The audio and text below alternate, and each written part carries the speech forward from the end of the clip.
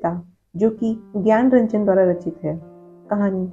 उसने अपने बिस्तर का अंदाज लेने के लिए मात्र आधे पल को बिजली जलाई।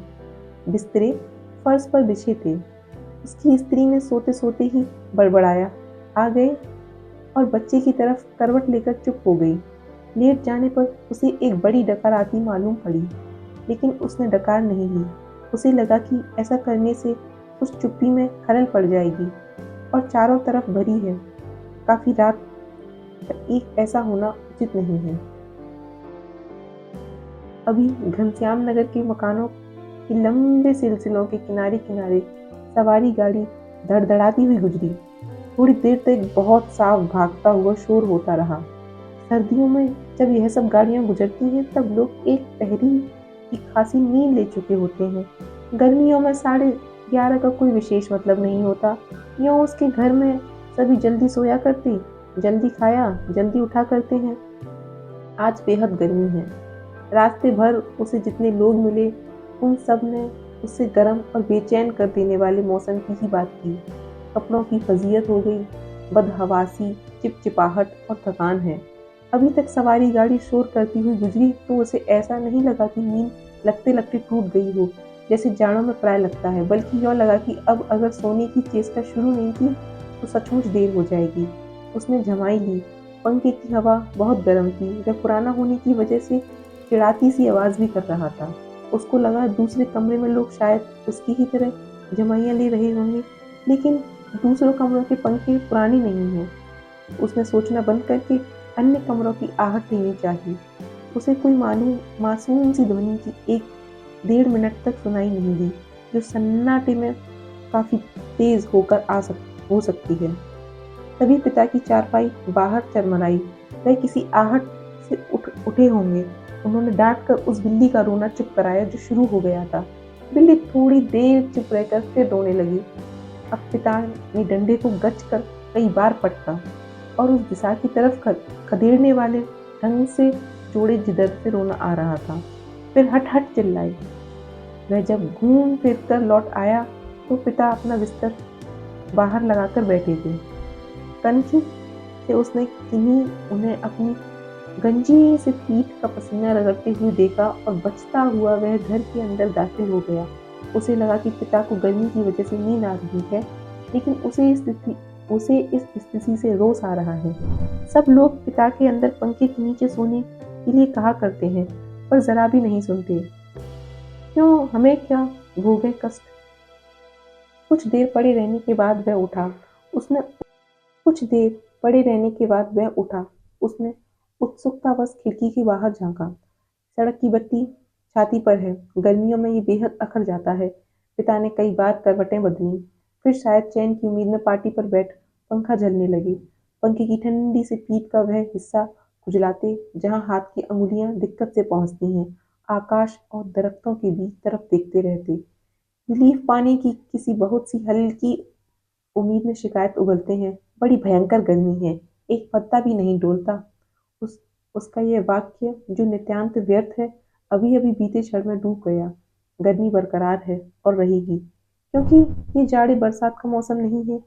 पिता उठकर घूमने लगते हैं। 1 या 2 बार घर का चक्कर चौकीदारों की तरह वो करते हुए लगाते हैं, ताकि कोई सेंध वेंध न लग सके। लौटकर थके स्वर में ही हे ईश्वर कहते हुए उंगली से माथे का पसीना काट कर जमीन पर चुबाने लगते हैं। बड़ा गजब है।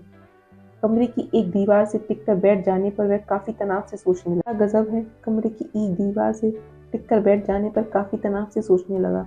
अंदर कमरों में पंखों के नीचे घर के सभी दूसरे लोग आराम से पसरे हैं। इस साल जो नया पेडिस्टल खरीदा गया है वह आंगन में दादी अम्मा के लिए लगता है। बिजली का मीटर तेज चल रहा है, पैसे खर्च हो रहे हैं, लेकिन पिता की रात कष्ट नहीं है। लेकिन गजब यह नहीं है, गजब तो पिता की जिद है।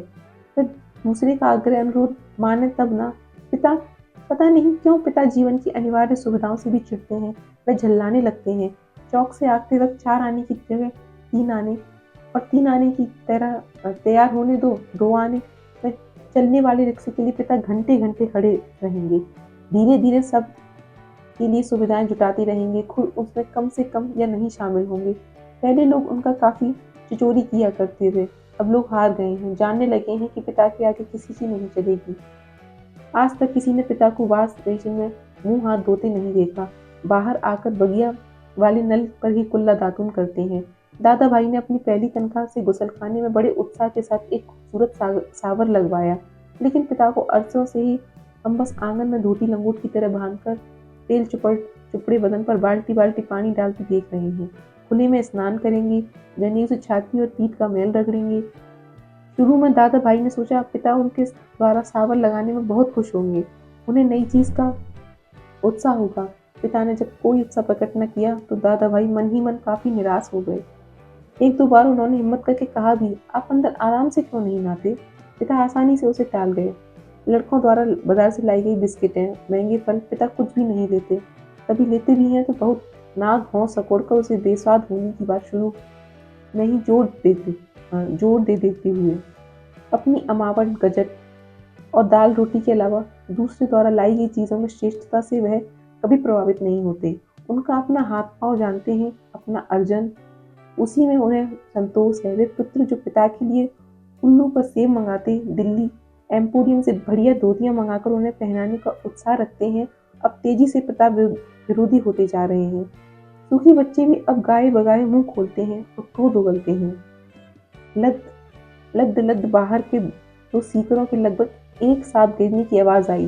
वह जानता है पिता आवाज से स्थान साधने की कोशिश करेंगे। टटोलते टटोलते अंधेरे में आम खोजेंगे और एक खाली गमले में इकट्ठा करते जाएंगे। शायद ही रात में एक दो आम उनसे चूक जाते हैं, ढूंढने पर नहीं मिलते, जिनको सुबह पाने के संबंध में उन्हें रात भर संदेह होता रहेगा।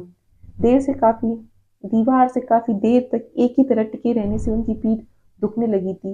नीचे रीढ़ के कमर वाले हिस्से में रक्त की चेतना बहुत कम हो गई। उनसे मुद्रा बदली। बाहर पिता ने फाटक खोलकर सड़क पर लड़ते चिचियाते कुत्तों को हड़काया। उसे यहाँ खिंच हुई। कई बार वहाँ मोहल्ले में हम लोगों का सम्मान है। भले लोग आया जाया करते हैं। आपको अंदर सोना चाहिए, ढंग के कपड़े पहनने चाहिए। चौकीदारों की तरह रात को पहरा देना बहुत ही भद्दा लगता है, लेकिन पिता की अड़ में हम कभी झूल नहीं आता। उल्टा सीधा पता नहीं कहाँ किसी दर्जी से कुर्ता कमीज सिलवा लेते हैं। टेढ़ी जेब, सदरी के बटन ऊपर नीचे लगा सभा सोसाइटी में चले जाएंगे। घर भर को बुरा लगता है। लोगों के बोलने पर पिता कह देते हैं, आप लोग जाइए ना भाई, कॉफी हाउस में बैठिए, झूठी वैनिटी के लिए बैरा को टिप दीजिए, रहमान के यहाँ 1.5 रुपया वाला बाल कटाइए, मुझे क्यों घसीटते हैं? लोगों का बोलना चुटकी भर में धरा रह जाता है। पिता वैसे तो चुप रहते हैं, लेकिन जब बात बहस में उन्हें खींचा जाता है तो काफी करारी हिंसात्मक बात कह देते हैं। उल्टे उन्हें घेरने वाले हम भाई बहन अपराधी बन जाते हैं। कमरे से पहले एक भाई खिसकेगा, फिर दूसरा, फिर बहन, फिर तीसरा। चुपचाप सब खिजे हारे खिसकते रहेंगे। अंदर फिर माँ जाएंगी और पिता विजयी पिता कमरे में गीता पढ़ने लगेंगे या झूला लेकर बाजार सौदा लेने चले जाएंगे। होता हमेशा यही है। सब मन में तय करते हैं आगे से पिता से नहीं घेरेंगे, लेकिन थोड़ा समय गुजरने के बाद फिर लोगों का मन पिता की उमड़ने लगता है। लोग मौका ढूंढने लगते हैं पिता को किसी प्रकार उनके साथ की सुविधाओं में थोड़ा बहुत शामिल कर सके, पर ऐसा नहीं हो पाता। वह सोचने लगा, भूखे के सामने खाते समय होने वाली व्यथा सरीखे की स्थिति में हम रहा करते हैं। यद्यपि अपना खाना हम कभी स्थगित नहीं करते, फिर भी पिता की असंप्रति के कारण व्याकुल और अधीर तो हैं ही। पिता अद्भुत और विचित्र हैं।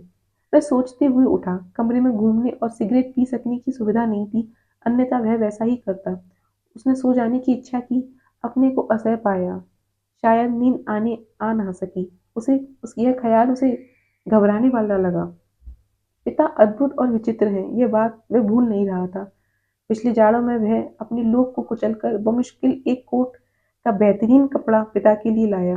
पहले तो वह उसे लेने के लिए तैयार नहीं हुए, लेकिन माँ ने काफी धुड़कने फुड़कनों से राजी हो गए। खुलदाबाद के किसी लपेटू दर्जी के यहाँ सिलवाने चल दिए। सुधीर ने कहा, कपड़ा कीमती है, चलिए एक अच्छी जगह आपका नाप दिलवा दूं, वह ठीक सिएगा, मेरा परिचित भी है। इस बात पर पिता ने काफी हिकारत उगली। वे उठे, मैं सबको जानता हूँ, वही म्यूनिसिपल मार्केट के छोटे छोटे दर्जियों से काम करवाते हैं, अपना लेवल लगा लेते हैं। साहब लोग, मैंने कलकत्ते के हॉल एंडरसन के सिले कोट पहने हैं अपने जमाने में, जिनके यहाँ अच्छे खासे यूरोपियन लोग कपड़े सिलवाते थे। ये फैशन वैशन जिसके आगे आप लोग चक्कर लगाया करते हैं, उसके आगे पाँव की धूल है। मुझे व्यर्थ पैसा नहीं खर्च करना है। कितना परस्पर विरोधी तर्क है पिता ने। एक ऐसा अपनी जिद को सर्वोपरि रखने के लिए किया करते हैं। फिर सुधीर ने भी कपड़ा छोड़ दिया। जहाँ चाहिए सिलवाइए या भाड़ में झोंकाइए, हमें क्या। वह धीमे धीमे बुदबुदाया। है पिता बाहर अखबार कर उठे पड़ जाए। थोड़ी देर पहले जो आम बगीचे में गिरा था, उसकी आवाज जैसे उन्हें अब सुनाई पड़ी हो। वह खिड़की के बाहर देखने लगा। किंचित टिका टिका सा, पीठ के पसीने से बनियान चिपक गई थी। बेहद घुटी हुई गर्मी। मन उसका मथा जाता था। दीदी बड़ी आराम से सो रही है, इसे कुछ पता नहीं, शायद पिता की खाट खाली थी। वे गिरा आम टटोलने के लिए बगिया में घुसे होंगे।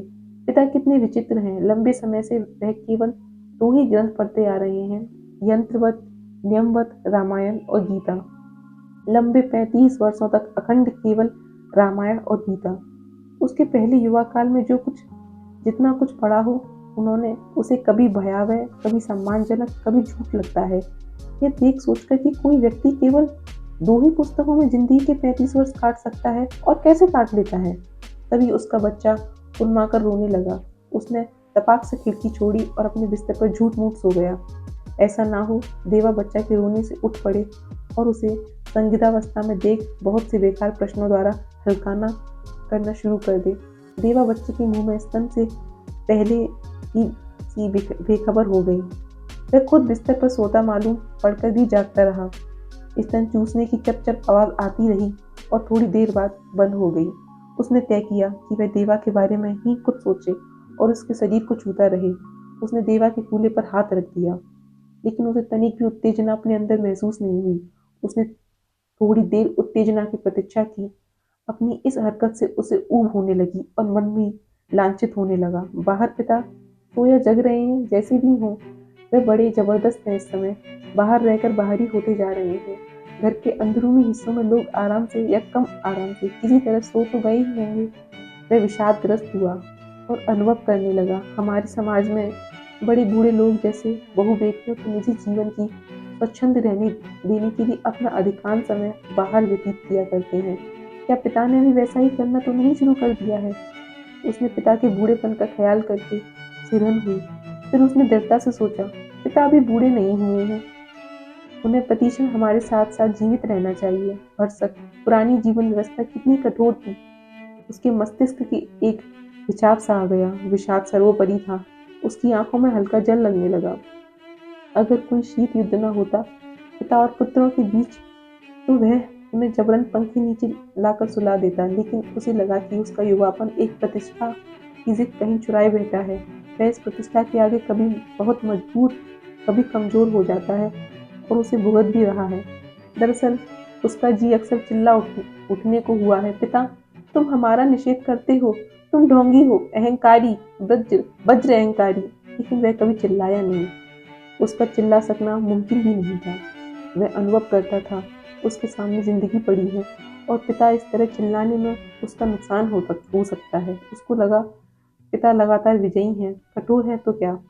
उन्होंने पुत्रों के सामने अपने को कभी पसारा नहीं। लगता है दीवारों पर भी पसीना चूहा आया।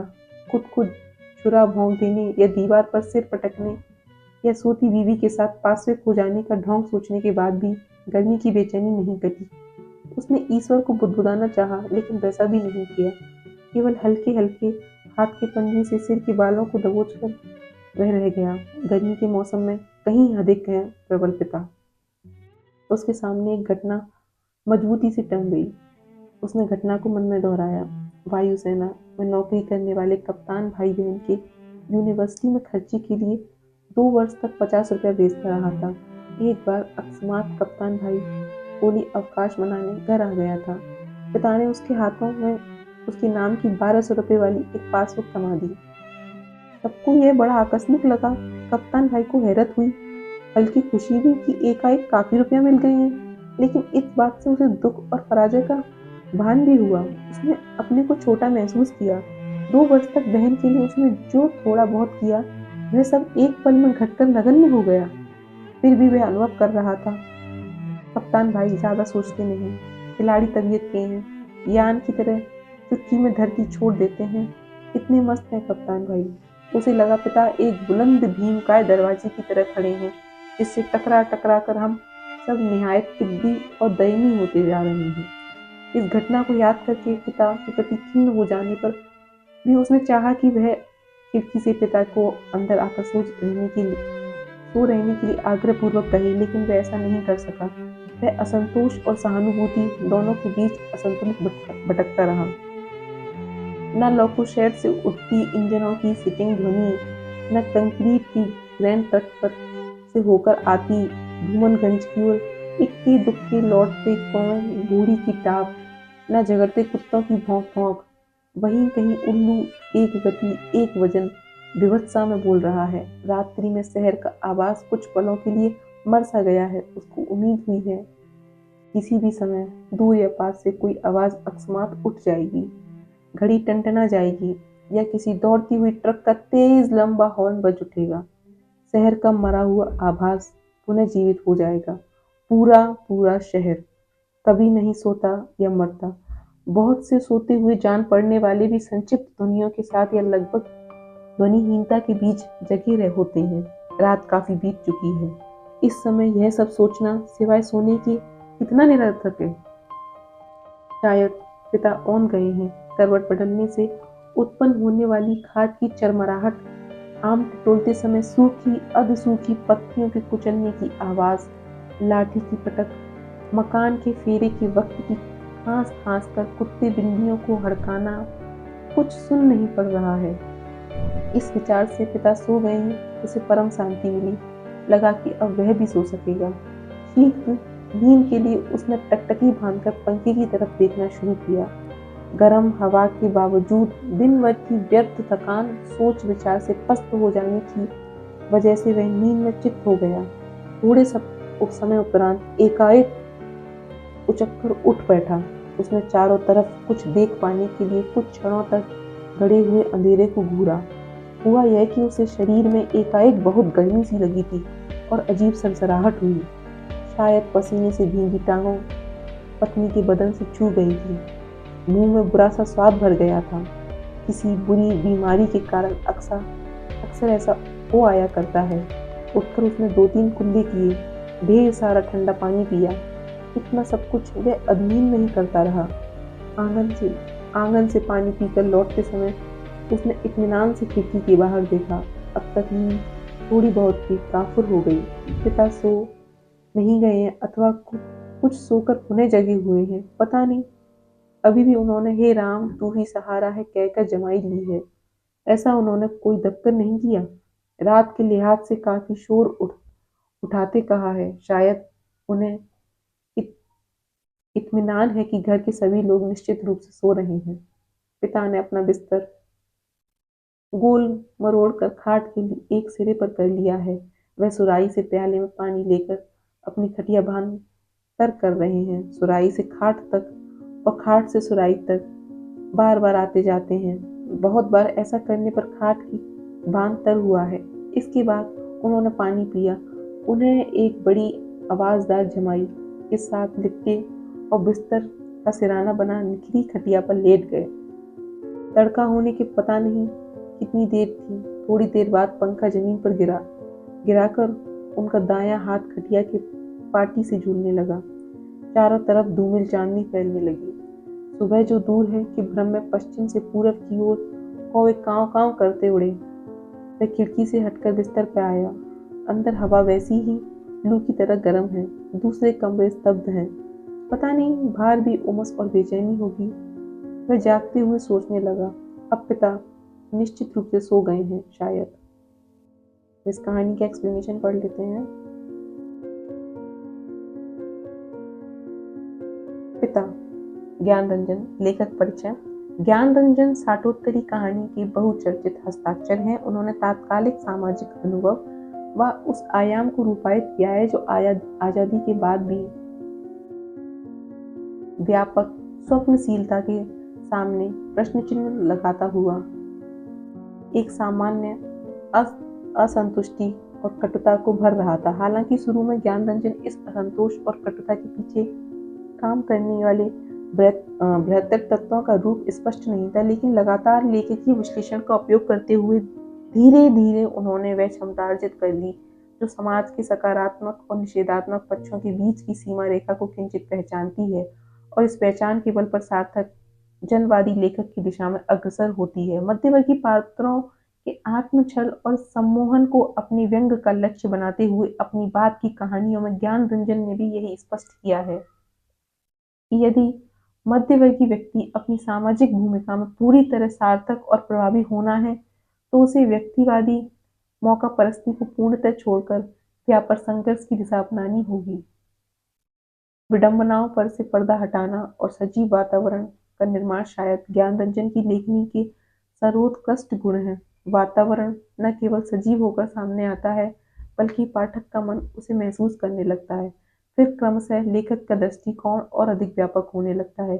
प्रत्येक कहानी समाज के परिप्रेक्ष्य के महत्व ग्रहण करने लगती है। ज्ञानरंजन की कहानियां न केवल हमारे समाज की सही तस्वीर पेश करती हैं बल्कि अपने समय के यथार्थ को गहरे में महसूस करवाती हैं। उनकी कहानियां सपाट नहीं हैं बल्कि एक एक कहानी में कई कई रंग उभरते हैं। विकास के प्रत्येक चरण में ज्ञानरंजन ने अपनी क्षमताओं को और अधिक मांझा है, परिष्कृत किया है। ज्ञानरंजन मध्यवर्गीय जिंदगी की कुरूपता, विभत्सा, अश्लीलता में गहरे धंसे हैं। उन्होंने उसकी कोई भी दरार अनदेखी नहीं छोड़ी। यह सब करते हुए भी रचनाकार के रूप में जिस तरह अपनी तटस्थता बनाए रखने में वे कामयाब हुए हैं वह उनकी खास उपलब्धि है। ज्ञानरंजन की कहानी की सबसे बड़ी विशेषता है समकालीन यथार्थ पर उनकी मजबूत पकड़, अनुभवों की समग्रता और सहज मानवीय संवेदना। ज्ञानरंजन संबंधों और संघर्षों दोनों प्रकार की कहानियों में अनूठे हैं।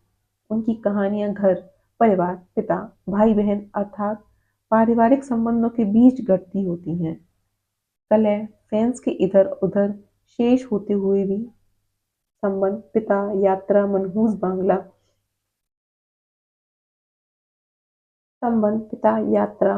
बांग्ला, क्षीणजीवी इस जीवन सत्य का उद्घाटन करती हैं। पिता कहानी में पीढ़ियों का संघर्ष व्यक्त हुआ है। पिता के प्रति असंतोष और सहानुभूति की मिली-जुली प्रतिक्रिया ही कहानी की मूल कथ्य है। पिता कष्टों के को प्रतिष्ठा का प्रश्न बना लेते हैं, इसलिए सहज प्राप्ति, शहरी सुविधाओं को दृढ़तापूर्वक उपेक्षा करते हैं। पिता कहानी दृश्य के पर प्रस्तुत है, लेकिन वह दृश्य ही इस स्थिति का बोध कराने का बाध्य करता है कि पिता एक भीमकाय दरवाजे की तरह है, जिनसे टकरा टकरा कर नई पीढ़ी अपनी स्थिति को दयनीय होती महसूस करती है। यहाँ इस बात का स्पष्ट संकेत है कि अभी लोग पूरी तरह से टूटे बिखरे नहीं हैं। नई पीढ़ी संक्रमण की स्थिति से गुजर रही है, लेकिन उसे अभी तक मूल्यबोध का कोई स्थायी रूप प्राप्त नहीं हो सका है। नई जीवन पद्धति के अनुरूप आचरण करने, उपलब्ध सुख सुविधाओं का उपभोग करने के लिए मनाने की तमाम कोशिशों के बावजूद पिता एक बुलंद भीमकाय दरवाजे की तरह खड़े होकर सबसे निहायत पिद्दी दयनीय बनाते रहना बेटों के मन में उनके प्रति ऐसी उदासीनता पैदा करता है या एक प्रतिष्ठा की जिद भर देता है कि वे उनके अस्तित्व को ही नकारने के लिए प्रयत्नशील हो जाते हैं। पुरानी पीढ़ी की उपस्थिति को पूरी तरह से नकार न पाने की यह स्थिति युवा पीढ़ी के लिए एक चुनौती है, जिसका मुकाबला करने की शक्ति अभी उसमें नहीं आ सकी है। यही शक्तिहीनता उसकी स्थिति को व्यंग्यात्मक और दुर्भाग्यपूर्ण बना देती है और वह पुरानी पीढ़ी पूरी तरह चूक जाने की प्रतीक्षा करते करते स्वयं असमयबद्ध हो जाने के लिए विवश हो जाती है। इतिहास की शक्तियों के सामने पराजित हो जाने और उनके प्रभाव में असहाय होकर बहते जाने की प्रक्रिया आज सबसे दारुण त्रासदी है।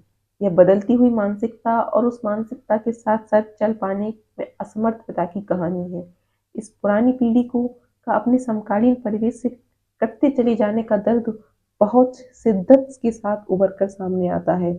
ज्ञानरंजन की पहली कहानी संभवतः मनहूस बंगला सन 1960 में प्रकाशित हुई थी, जब नई कहानी अपनी शिखर उपलब्धियों और धुआंधार प्रचार प्रसार द्वारा पूर्ववर्ती कहानी को अपदस्थ करके अपने आप को प्रतिष्ठित करने के सारे तौर तरीके करने में जुटी हुई थी। मोहन राकेश, राजेंद्र यादव, कमलेश्वर जैसे लेखकों की प्रयत्नशीलता भी इसके केंद्र में थी। नई कहानी के रचनाकार जिंदगी की भयावहता से उतने परेशान नहीं थे जितना अपनी रचना और उसकी प्रतिष्ठा को लेकर। जहाँ तक ज्ञानरंजन का संबंध है, वे रचना और अपनी जिंदगी के बीच एक स्पष्ट संबंध भावना का निर्माण करते हैं, जिससे रचना के प्रति प्रतिबद्धता का नारा लगाते हुए निजी जिंदगी के लिए सुविधाएं और साधन जुटाने की मंशा पूरी पूरा करने वाले तथाकथित प्रतिष्ठित रचनाकारों का घृणित छद्म नहीं है। उनका कहना है, मेरे लिए साहित्य जिंदगी से बड़ा प्रश्न नहीं है। साहित्य के प्रति लोभ होना आदमी को बेईमान और समाज के प्रति एंटी बना देता है, जो मुझे प्रिय नहीं है।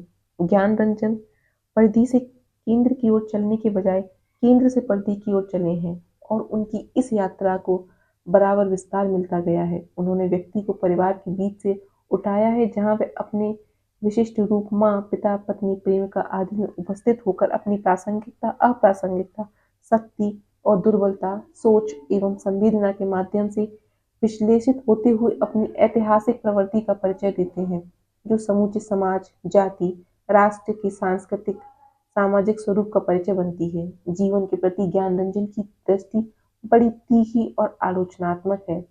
वे बहुत तटस्थ होकर मानवीय संबंधों की छानबीन करते हैं। वे संबंधों और स्थितियों की विडंबनाओं और विसंगतियों को बड़ी निर्भीकता से सामने लाते हैं। व्यंग्य ज्ञानार्जन का एक अचूक हथियार है। वे छोटे वाक्यों से गहरा व्यंग्य करते हैं, कभी ईश्वर पर, कभी रूढ़ियों पर, कभी आचरण के अंतर्विरोधों पर। व्यंग्य को उनकी कहानियों से अलग नहीं किया जा सकता। उनकी प्राय सभी कहानियाँ परिवार को केंद्र में रखकर उसके रिश्तों और समस्याओं को लेकर लिखी गई हैं। पारिवारिक रिश्ते और उनकी कुंठाओं को कहानीकार ने बारीकी से पकड़ा है। ज्ञानरंजन को इस बात के लिए दंड देना चाहिए कि पुरानी पीढ़ी के एक प्रतिनिधि पिता का चित्रण उन्होंने सशक्त और यथार्थवादी ढंग से किया है, जिससे पिता का चरित्र अत्यंत प्रामाणिक रूप से उभर सका है।